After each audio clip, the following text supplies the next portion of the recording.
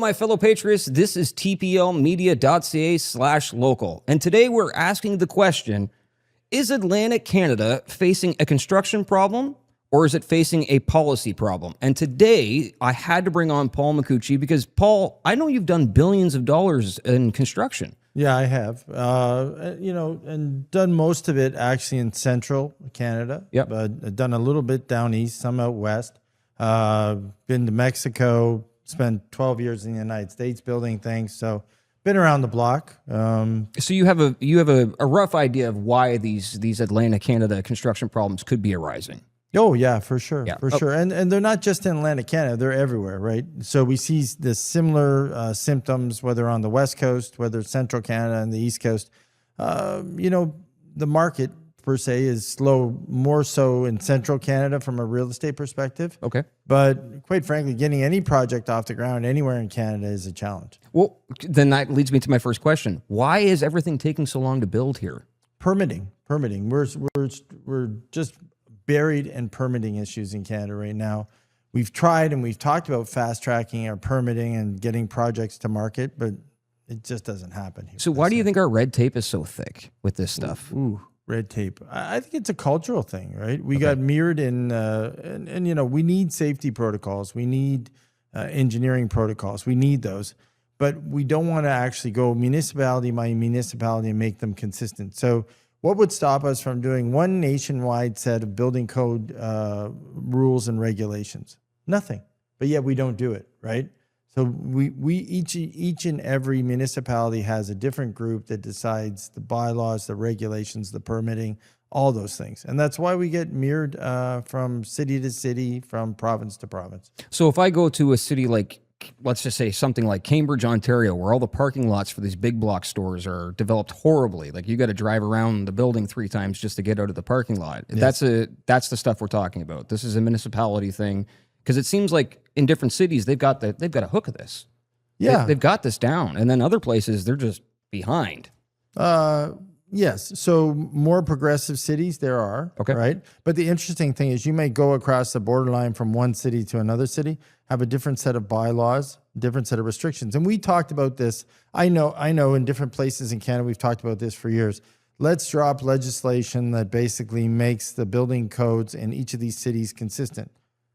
Never happens. And if it does happen, quite frankly, it takes too long to enact. And when it gets enacted, it is subject to definition of the building inspectors. So if you get going, you start building something, the building inspector says, well, this is my definition, and this is my definition. So then you have case precedent, let's call it, amongst people.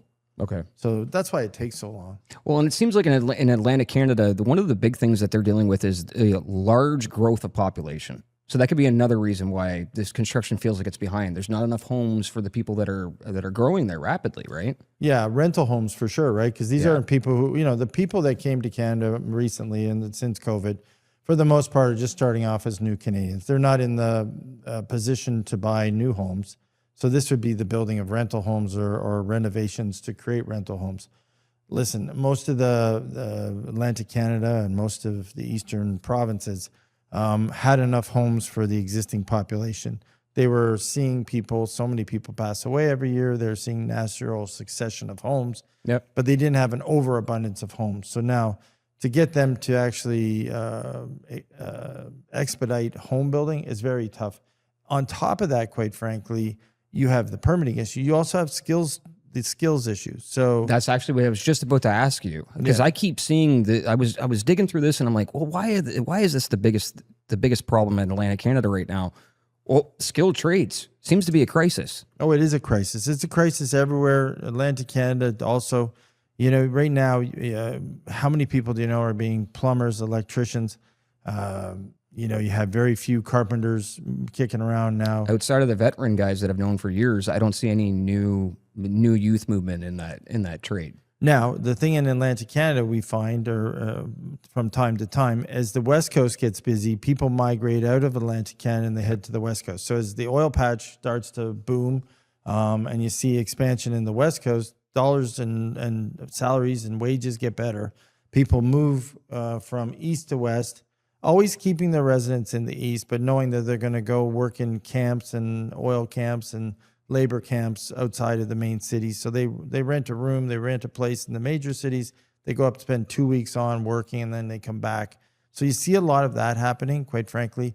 Trades get sparse, and unfortunately, that's what you see time and time again. So we've touched on the housing crisis. We've touched on the lack of skilled trade workers. Now let's talk about, why are construction costs so high? And this is for anybody, like, this is because there's a lot of people that don't know. And we talk about it a lot on our national channel, but a lot of this has to do with a bit of tariffs, but some other things are just, this is just what we've done to ourselves. Yeah. Yeah. We, my belief, this is sort of Paul's opinion on this one.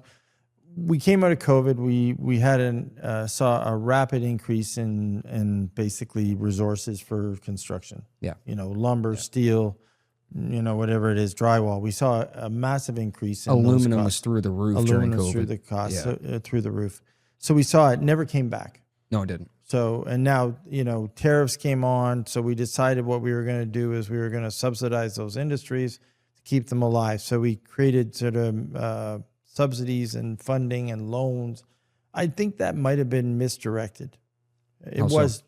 I think if what we would have done, if we would encourage people to reduce their pricing so we could enhance building.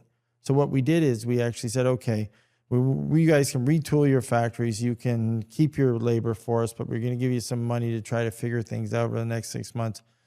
We might have been better. I definitely would have been better if we would have actually said to them, hey, if you guys cut your costs, we're going to actually have a transition period where you can actually increase your volume to keep your sales consistent.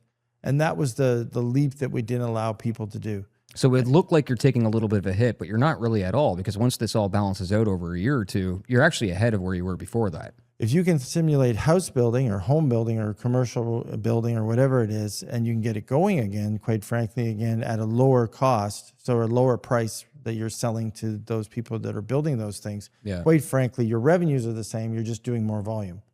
And so that's what we did transition out to. So what we did coming out of COVID, we kind of stuck those vendors, the construction supply companies that were stuck, increasing their costs during COVID because the cost of doing business, getting supplies, moving supplies, logistics, everything went up.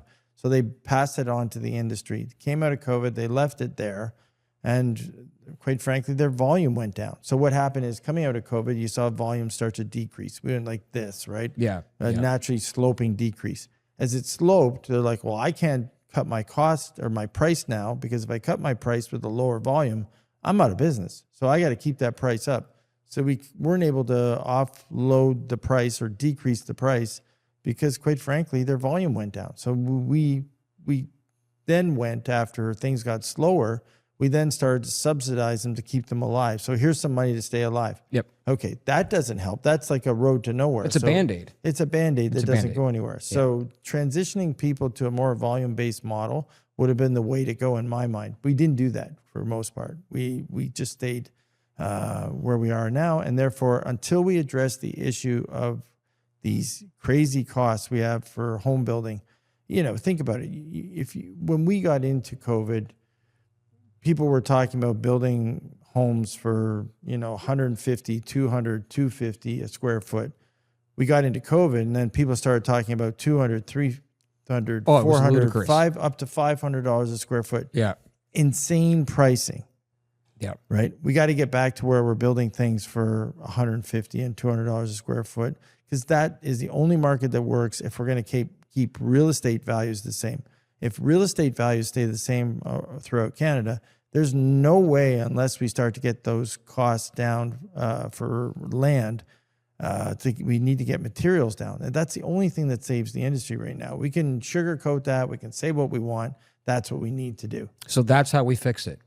That's how we fix it. We need to increase the volume, right, to meet the demand, which you said, I think you're right. There's demand for people. There is. Yeah, there's demand for rentals. There's demand for homes. We just need to get the costs in line with that demand so we can start building stuff. Well, fellow patriots, do you see why I brought Paul on? Because he's the man with the answers. Stay tuned for more content. We will be talking about every one of your cities. If you don't find your city yet, stay tuned, because it's definitely going to show up on the list. This is tplmedia.ca/local. We'll see you soon, patriots.